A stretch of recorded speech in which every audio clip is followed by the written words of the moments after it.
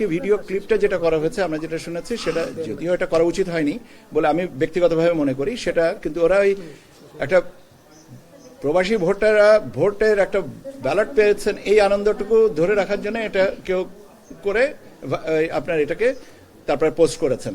Total appeal দায়ের করা হয়েছিল 645টা, আর আমরা 18 তারিখ পর্যন্ত আপিল শুনানি করব। প্রার্থিতা ফিরে পাওয়ার বিষয়টাতে না, বৈধ প্রার্থীর বিরুদ্ধে আপিল হয়েছিল। বৈধ প্রার্থী যারা রিটার্নিং অফিসার বৈধ করেছেন সেই হিসেবে ফিরে পাওয়ার দুটো কেস ছিল, তার দুইটা ছিল, সেই দুইটা তাহলে যে আপিল করা হয়েছিল 73 না, বাদ যাবে না।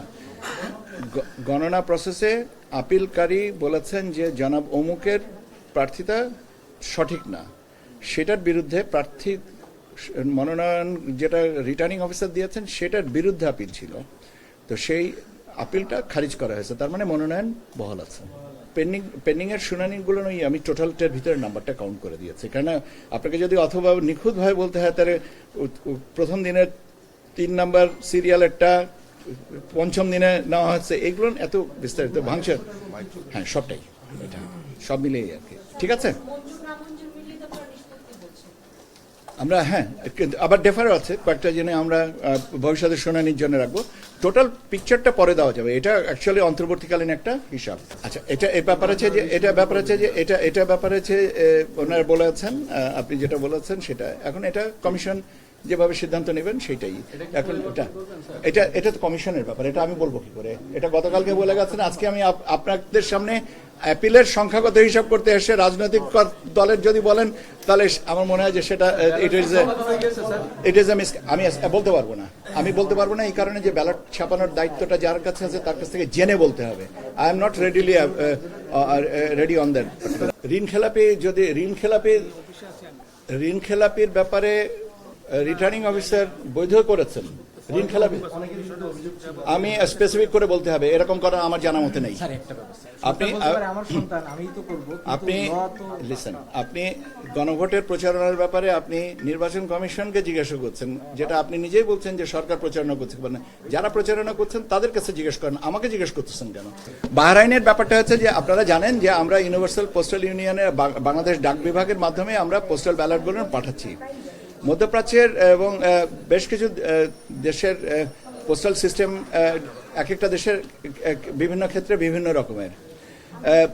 বাহরাইনের ক্ষেত্রে যেটা হয়েছে যে ওখানে 160টা ব্যালট আমাদের কাছে যে হিসাবটা পাওয়া গেছে সেটা কোনো এক জায়গায় আপনার বক্সে আপনার দিয়ে দেওয়া হয়েছে, ওই ডেলিভারি পয়েন্ট, যেমন আমরা পিজিয়ন হল যেমন পাই ছাত্র জীবনে আমরা দেখেছি, বা আপনার ছাত্র জীবনে আমরা হোস্টেলে যে এলে একটা জায়গায় চিঠিপত্র রেখে যেত একটা টেবিলের উপরে, আমরা সেখান থেকে নিজেরা নিয়ে নিতাম।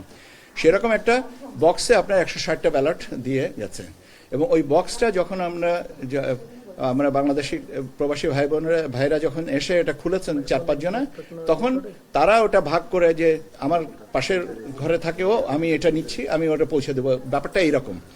এবং আপনারা যদি ওই যে ভিডিওটা ক্লিপ এবং ওইটা আর কি ভিডিও ক্লিপটা যেটা করা হয়েছে আমরা যেটা শুনেছি সেটা যদিও এটা করা উচিত হয়নি বলে আমি ব্যক্তিগতভাবে মনে করি সেটা, কিন্তু ওরা ওই একটা প্রবাসী ভোটাররা ভোটের একটা ব্যালট পেয়েছেন এই আনন্দটুকু ধরে রাখার জন্য এটা কেউ করে আপনার এটাকে তারপরে পোস্ট করেছেন।